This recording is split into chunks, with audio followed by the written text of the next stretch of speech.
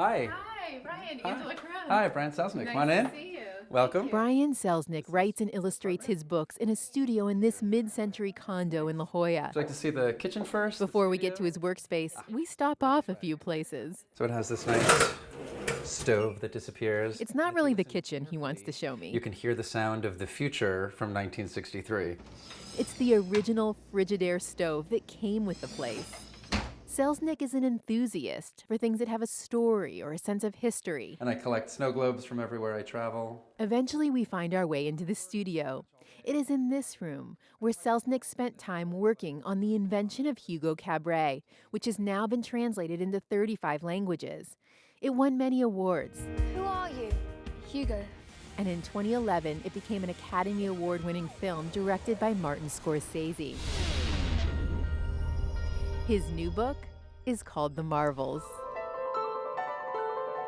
The Marvels is two stories. One follows 5 generations of a family of actors from 1766 to 1900.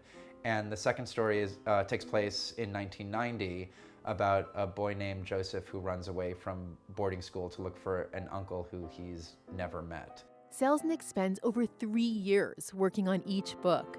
The worlds he creates for his characters dovetail with his own interests.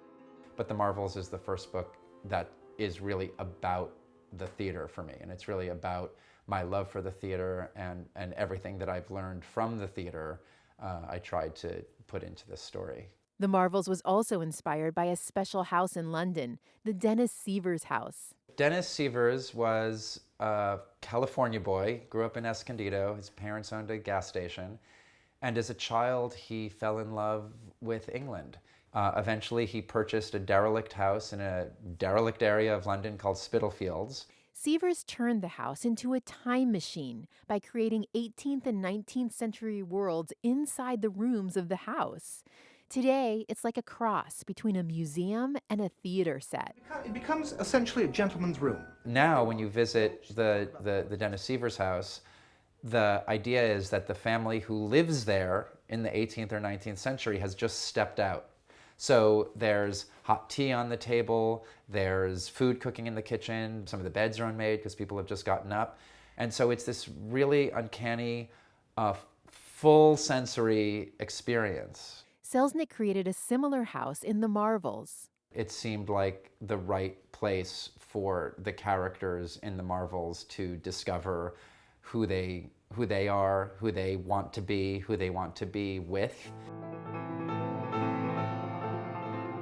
The first story in The Marvels, the one about the family of actors, it's told entirely in drawings, 400 pages of drawings. His Majesty the King. Selznick relies on his love of movies to guide how he draws. Don't you want to marry me? I'm going to marry Melanie. I've loved movies ever since I was a kid, I think especially because I'm distantly related to David O. Selznick, who produced Gone with the Wind and King Kong and Rebecca and all of these amazing movies. Even though he's from the Hollywood movie-making side of the Selznicks and I'm from the New Jersey dry cleaning side of the Selznicks, but we are related. The drawings are very much supposed to echo and parallel what movies do and the way cameras tell their story. And so, especially when I started working on Hugo, it was like, how do I combine what the camera's doing in these movies? There's panning, there's zooming where you go close up on something. You can have a abrupt edit from one scene to the next. And so trying to take all of that and thinking about what the art form of the book is capable of. As he's working, the finished drawings go on this wall, kind of like storyboards for a film. The wall can also be intimidating. The worst days are the first day because it's one drawing and then I look at the rest of the blank wall and I'm like, oh my God, there's so much to do. And then the second worst day is the middle because that's when you realize you have to do all of that again. The settings in Selznick's books could not be more different from book to book, but there is a similar theme running through all of them.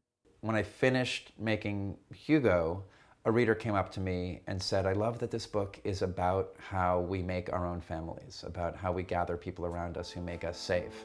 That theme found its culmination in The Marvels, Like all of his books, The Marvels has a very specific, idiosyncratic universe with fully realized characters. But at its core is a familiar set of emotions.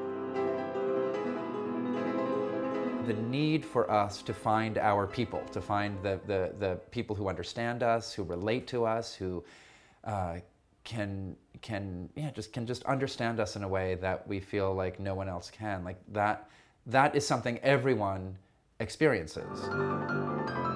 Angela Carone, KPBS News.